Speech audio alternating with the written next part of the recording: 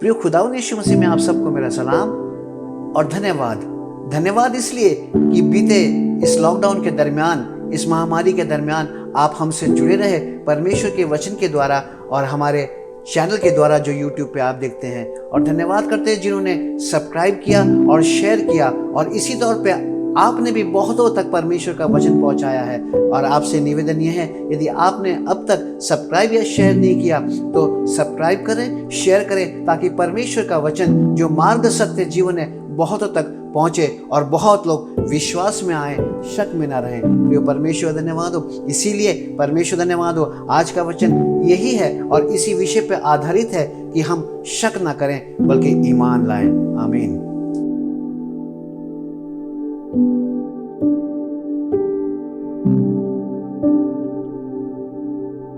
प्रिय, आज हम पाक कलाम में से यहूदा की पुस्तक उसका पहला अध्याय और 22 वचन में देखेंगे। पाक कलाम यूं कहता है, उन पर जो शक में है तुम दया करो। बड़ा अजीब सी बात है। हाँ, जो शक में है उन पर दया करें। कैसे की जाए दया? यदि तुम दया भी करने जाओ तो तुम्हारी दया पे भी वो शक करेगा। उसे लगेगा कि मानो तुम्हारा ही कोई निज फायदा है, इसलिए तुम दया कर रहे हो। बड़ी अजीब सी बात है, लेकिन पाक कलाम कहता है उन पर जो शक में है तुम दया करो। हाँ प्रियो, क्योंकि बहुत लोग इस बीमारी से जूझ रहे हैं, बहुत परिवार नष्ट हो चुके हैं, बहुत राज उजड़ गए हैं और बहुत सारी जिंदगियां इसी शक के मारे उजड़ चुकी है। और आने वाले समय पर भी बहुत सारी रूहें भी नाश होने वाली है। ये बीमारी, ये महामारी से बढ़कर बीमारी है, और इसलिए इस शक की बीमारी से हम अपने आप से तो बच नहीं सकते। खुदा का कलाम कहता है, भक्तों से कहता है, जो शक में है उन पर तुम दया करो। हाँ, क्योंकि जो शक में है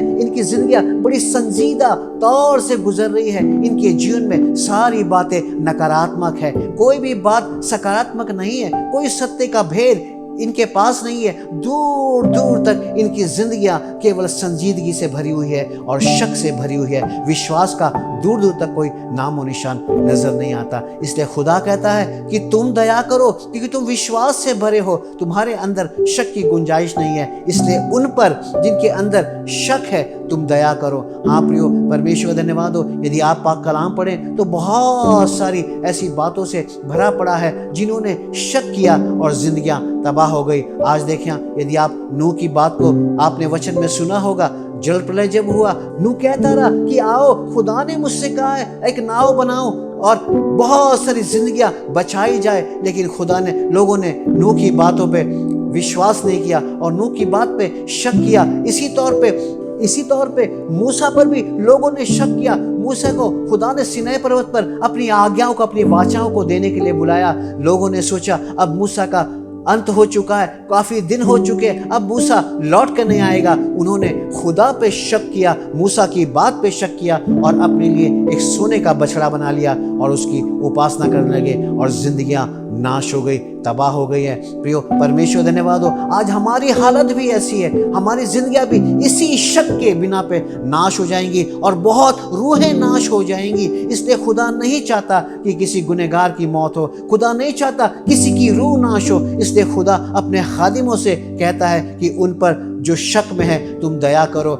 यदि आप प्रकाशित वाक्य की पुस्तक उसका पहला अध्याय और 7 वचन पढ़ें तो वहां पे पाक कलाम कहता है, हर आंख उसे देखेगी बादलों पे आते हुए, और छेदा था जिन्होंने उसे छाती पीट के सिजदा करेंगे। हाँ प्रियो, परमेश्वर धन्यवाद हो, आज बहुतों को खुदावंद यीशु मसीह का आगमन निकट है, परमेश्वर का आना नजदीक है। हमें बड़ा शक है, हम सोचते बताओ ना वो दिन कब आएगा, बताओ अभी कितने दिन और बाकी हैं। हमारे शक इतने और हमारे अंदर के शुभा इतने हैं कि हमें ना शक और शुभा के बीच का फर्क भी नजर नहीं आता। हम परमेश्वर के वचन की बातों पे ईमान नहीं ला रहे हैं और खुदा चाहता है कि तुम अपने शक को दूर करो और खुदा पे ईमान लाओ। और परमेश्वर का धन्यवाद हो, लेकिन हमारे हालत ऐसी है, आज हमारी जीवनी ऐसी है, आज हमारा जीवन इतना संजीदा हो गया है और हमारी सोच इतनी नकारात्मक हो गई है। हम अपने ही विचारों को इस तरीके से घोट लेते हैं, इस तरीके से मत लेते हैं कि हमें लगता है कि हम हम सही हैं और हमारे ही विचार सही हैं, बाकी सारा संसार गलत है।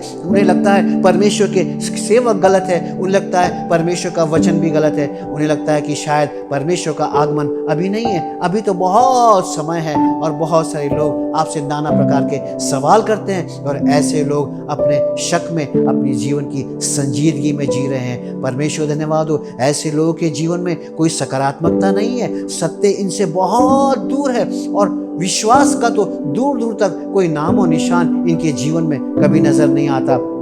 यदि आप मत्ती की इंजील उसका 17 अध्याय और 20 वचन पढ़े तो पाक कलाम बड़े सफाई से कह रहा है कि यदि तुम्हारा विश्वास, यदि तुम्हारा ईमान राई के दाने के बराबर भी हो और तुम पहाड़ से कहो कि सरक जा तो वो सरक जाएगा। लेकिन हमारे शक की हालत देखो। हाँ, परमेश्वर का वचन तो कह रहा है यदि तुम्हारा विश्वास राई के दाने के बराबर हो, हाँ, तो तुम पहाड़ से कहो सरक जा तो सरक जाएगा। लेकिन हमारे हालत तो बिल्कुल उल्टे हैं। हमने राई के पहाड़ बना रखे हैं, हमारे शक ने राई के पहाड़ बना रखे हैं और बहुतों ने इस वचन के ऊपर बहुत मनन और बहुत चिंतन किए हैं, बड़े व्याख्यान दिए हैं। लेकिन सच्चाई इस छोटी सी बात में अटकी पड़ी है जो आज आप सुन रहे हैं कि हमने शक के कारण राई के पहाड़ बना रखे हैं और खुदा इसी वचन का खुलासा हमसे कर रहा है। परमेश्वर धन्यवाद हो, तुम राई के दाने के बराबर विश्वास करो, हाँ, क्योंकि तुम्हारा शक भी राई के दाने के बराबर होगा लेकिन जीवन में बड़े पहाड़ खड़े कर देगा।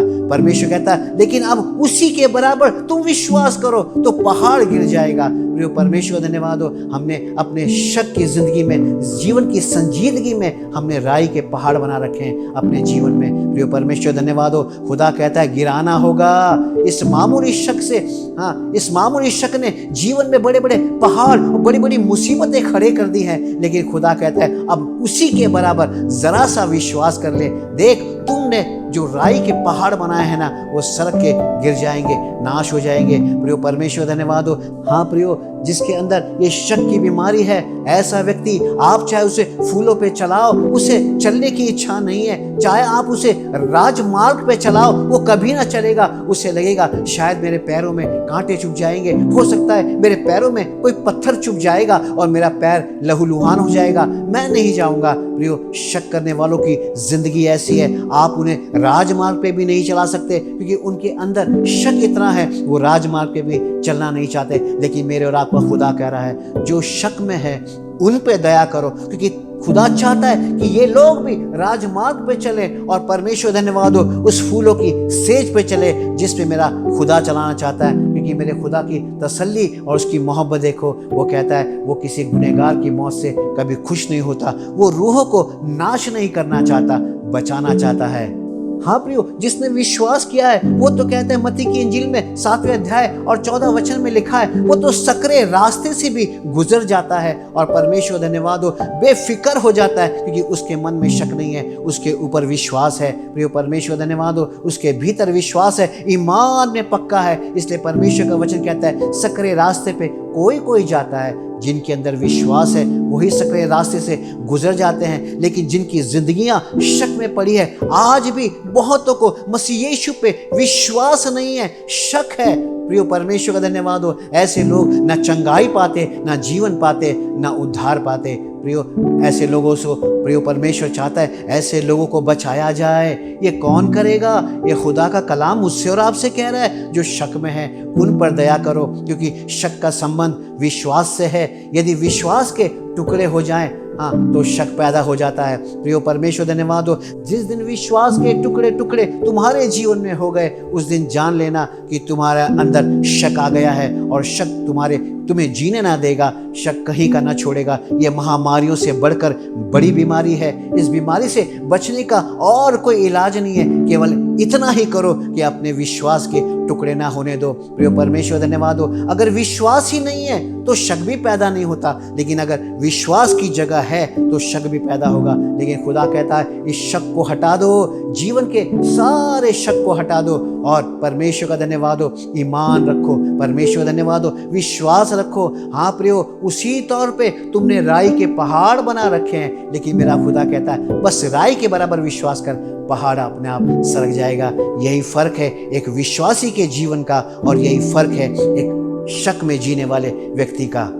हाँ प्रियो, शक करने वालों को सारी बातें साजिश लगती है। उन्हें पता नहीं है कि यदि शक हट जाए तो जिंदगी की कोपलें फूट के निकलेगी। जैसे परमेश्वर धन्यवाद हो, यशायाह की पुस्तक में लिखा है 11 अध्याय में कि दाऊद की ठूठ से एक कोपल फूट के निकलेगी। लोगों को इस बात पे ईमान नहीं है, कभी ठूठ से कोई कोपल फूटेगी। प्रियो परमेश्वर धन्यवाद हो, सच्चाई यही है, शक करने वालों को हर बात साजिश नजर आती है। प्रियो ऐसा व्यक्ति कभी नहीं जान पाता कि यदि शक हट जाए तो जीवन में वो पहुंच जाएगा। प्रियो परमेश्वर का धन्यवाद हो।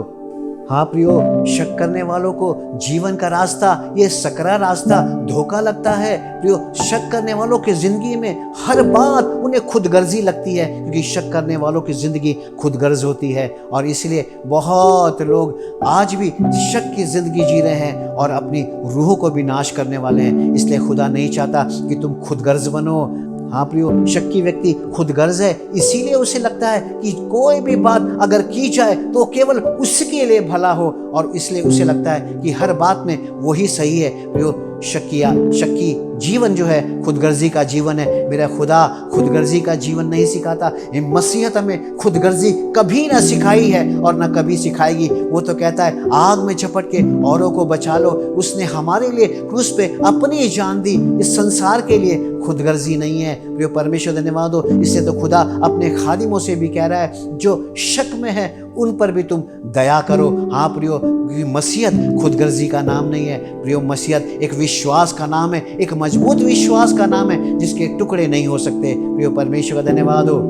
हाँ प्रियो, एक विश्वासी धन्यवाद देता है, लेकिन शक करने वाला कभी धन्यवाद दे नहीं पाता, उसके जीवन से कभी धन्यवाद नहीं निकलता। और यही कारण है शक्की व्यक्ति का जीवन ऐसा ही है, उसके जीवन में कभी उजाला नहीं होता। यदि आप शक्की व्यक्ति से कहें हाँ कि अमेरिका में अभी दिन हो रहा है, तो नहीं, वो कहेगा यहाँ पे भी रात है तो वहां पे भी रात होगी, अंधेरा ही अंधेरा है। शक्की व्यक्ति का जीवन बिल्कुल इसी तौर पे उसकी जिंदगी है, खुदगर्जी की जिंदगी है, और उसके जीवन में केवल शक है और उसके जीवन में अंधेरा है। और परमेश्वर धन्यवाद हो, विश्वासी के जीवन में धर्म का सूर्य उदय होता है। हाँ, मलाकी तो कहता है जो परमेश्वर में ईमान लाते हैं उनके जीवन में धर्म का सूर्य उदय होगा, लेकिन शक करने वाले की जिंदगी में हमेशा अंधेरा रहता है। हे प्रियो, अपने विश्वास के टुकड़े ना होने दो, शक खुद में खुदगर्ज ना बनाए, इसलिए परमेश्वर का धन्यवाद हो। हाँ प्रियो, यही शक्की की जिंदगी है। शक्की व्यक्ति के जीवन में है ना, रात एक डरावना ख्वाब है और धर्मी के लिए एक अच्छी मीठी नींद है। प्रियो परमेश्वर धन्यवाद हो, ये बहुत बड़ा फर्क है। परमेश्वर धन्यवाद हो। हाँ, फिर से सुने, परमेश्वर धन्यवाद हो, एक धर्मी व्यक्ति के लिए रात एक मीठी नींद है, खुदा का ख्वाब है।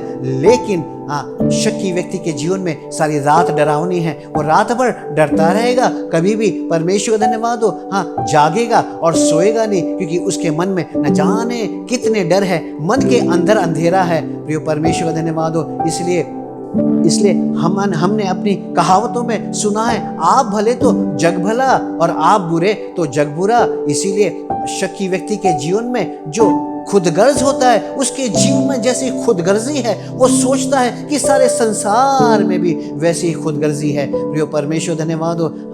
हाँ, कहावत भी सही है, आप भले तो जग भला और आप बुरे तो जग भला। यदि आप विश्वास में मजबूत हो तो आप बुलंद विश्वासी हो, आपकी विश्वास की बुलंदी बुलंदर होगी। लेकिन अगर आप शक्की व्यक्ति हो तो परमेश्वर के वचन पे भी हर बात पे शक करोगे, परमेश्वर के आगमन पे उसका आना नजदीक है। आज भी लोग शक कर रहे हैं, प्रियो ऐसा हो नहीं सकता, वो तो आके रहेगा। प्रियो परमेश्वर धन्यवाद हो। इसलिए अपने जीवन से शक को दूर करो और परमेश्वर धन्यवाद हो, एक विश्वास की बुलंदर जिंदगी जियो। परमेश्वर का धन्यवाद हो। हाँ प्रियो, इसलिए अपने जीवन में शक को अहमियत न दो, विश्वास को अहमियत दो।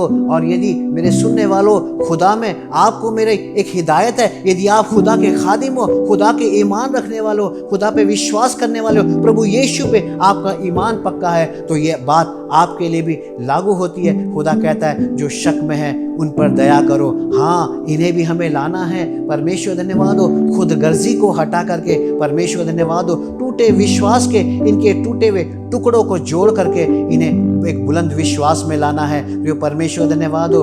हाँ, इसलिए जीवन में अविश्वास को अहमियत ना दो, क्योंकि वो मार्ग है, वो सत्य है, वही जीवन है। इस बात पे यकीन करो, क्योंकि विश्वास का संबंध और शक का संबंध जुड़ा हुआ है। अगर परमेश्वर धन्यवाद हो विश्वास के टुकड़े हो जाते हैं तो शक पैदा हो जाता है। परमेश्वर धन्यवाद हो। हाँ, और राई के तुम पहाड़ बना लेते हो, लेकिन परमेश्वर कहता है अब विश्वास को तुम राई के दाने के बराबर बनाओ और देखो तुम्हारे शक के सारे पहाड़ यूं बिखर के गिर जाएंगे। प्रियो, हाँ प्रियो, इसलिए पाक कलाम बार बार कहता है, मसीह यीशु ने भी कहा, हे अल्पविश्वासियों तुम संदेह ना करो। प्रियो परमेश्वर का धन्यवाद हो। प्रभु यीशु ने ये भी कहा, तुम बिल्कुल संदेह ना करो, किसी बात पे संदेह ना करो। तो तुम यदि संदेह ना करोगे तो अंजीर के पेड़ को तुमने देखा है, उसका हश्र क्या हुआ, ये तुम्हारा भी हश्र हो सकता है। प्रियो परमेश्वर धन्यवाद हो। तुम जो कहोगे वो हो जाएगा। पर परमेश्वर धन्यवाद हो। यदि आप इब्रानियों की पुस्तक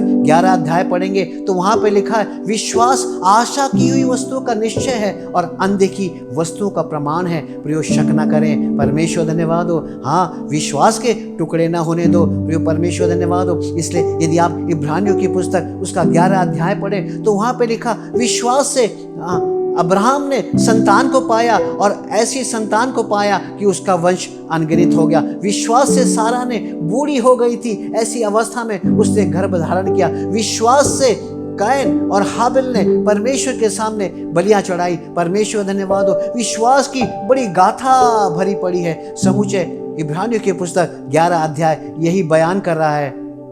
वो यूसुफ के विषय में, मूसा के विषय में और न जाने कितने लोगों के विषय में परमेश्वर धन्यवाद हो इस अध्याय में कहता है कि देखो विश्वास से उन्होंने लाल समुद्र पार किया। विश्वास से परमेश्वर का धन्यवाद हो अब्राहम प्रतिज्ञा के देश में जाने के लिए परदेश में स्वदेशी होकर रहा। प्रियो विश्वास से ये हुआ, विश्वास से वो हो गया। प्रियो परमेश्वर धन्यवाद हो। हाँ, विश्वास के टुकड़े न होने दो, शक मत पैदा करो। प्रियो परमेश्वर धन्यवाद हो। हाँ प्रियो, इसीलिए प्रियो, लेकिन बात यह है कि तुम्हारा अब शक जाएगा कैसे। प्रियो परमेश्वर धन्यवाद हो। ये शक यूं ही दूर नहीं होगा। तुम्हें लगता है, और बहुतों का ये सवाल है, असंख्य लोगों का ये सवाल है कि विश्वास कैसे दूर होगा। पहली बात, अपने विश्वास के टुकड़े ना होने दो। और दूसरी अहम बात कि विश्वास का हल क्या है। प्रियो परमेश्वर धन्यवाद हो। विश्वास का हल, परमेश्वर धन्यवाद हो, प्रभु यीशु मसीह ने क्रूस पे कहे हुए 7 शब्दों में से जो पहला शब्द है कि हे पिता इन्हें क्षमा कर क्योंकि ये नहीं जानते। प्रियो परमेश्वर धन्यवाद हो। यदि तुम्हारे भीतर क्षमा होगी तो प्रियो परमेश्वर का धन्यवाद हो, शक तुम्हारे भीतर से निकल जाएगा। शक की कोई गुंजाइश न रहेगी। प्रियो शक को मिटाने का, शक को पोंछ देने का परमेश्वर का धन्यवाद हो। हाँ, जैसे परमेश्वर का वचन कहता है, उसने हमारे गुनाहों के जो लेख हमारे विरोध में लिखे हुए थे पोंछ डाले। वैसे ही शक को पोंछा जा सकता है, उसको मिटाया जा सकता है, लेकिन कैसे होगा? क्षमा के द्वारा होगा। प्रियो परमेश्वर धन्यवाद हो। इसलिए खुदावंद यीशु मसीह कह रहे हैं जो शक में है उन पर दया करो। हाँ, अर्थात उन्हें क्षमा भी करो। और परमेश्वर धन्यवाद हो, उनके टूटे हुए बिखरे हुए विश्वास के टुकड़ों को जोड़ के उनको बुलंदर बना दो। प्रियो परमेश्वर का धन्यवाद हो। हाँ प्रियो, इसीलिए क्षमा करना बहुत जरूरी है। यदि आपके अंदर क्षमा नहीं है तो याद रखना, तुम चाहे कुछ भी हो लेकिन गुमान भी बदगुमानी हो जाता है। प्रियो परमेश्वर धन्यवाद हो। यदि तुम शक करते हो, तुम्हें अपने ही बात पे भरोसा है, तो याद रखना कहीं ये तुम्हारा गुमान तुम्हारी बदगुमानी ना हो जाए। इसलिए परमेश्वर धन्यवाद हो। खुदा का कलाम कह रहा है शक ना करो, ईमान रखो। परमेश्वर धन्यवाद हो। तीसरी बार फिर कहता हूँ, यदि तुम्हें लगता है कि तुम ही सही हो, तुम्हें लगता है तुम्हारी ही सारी बातें सही है और तुम्हारे मन में न जाने कितने शक पैदा हैं, तो परमेश्वर का धन्यवाद हो। इस बात को आज भली भांति जान लो, ये तुम्हारा गुमान हो सकता है, लेकिन ये गुमान बड़ा बदगुमान हो जाएगा। प्रियो, इसलिए जो मसीह यीशु में है उनका जीवन गुमान से हो, मसीह यीशु में बदगुमानी ना हो जाए। इसलिए परमेश्वर का धन्यवाद हो।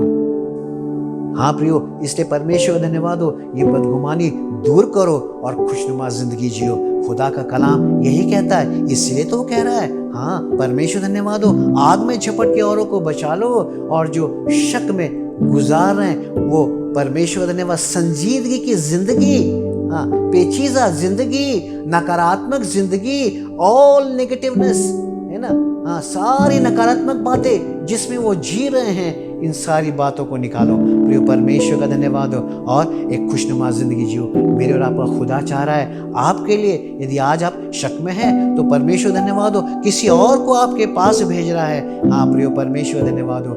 और याद रखो, मसीह यीशु का जीवन, मसीह यीशु में जीना, हाँ, खुदगर्जी का जीवन नहीं है और गुमान का जीवन है मसीह यीशु में। कहीं गुमान तुम्हारा संसार का ना हो और ये गुमान तुम्हें बदगुमानी में न ले जाए। इसलिए परमेश्वर का धन्यवाद हो, खुदा की रूह आपके साथ हो और इसलिए मसीह यीशु में एक सदाकत की जिंदगी जियो और सदाकत आपके साथ हमेशा तक बनी रहे। आमीन। खुदा यीशु मसीह में फिर आप सबको मेरा सलाम मिले। आमीन।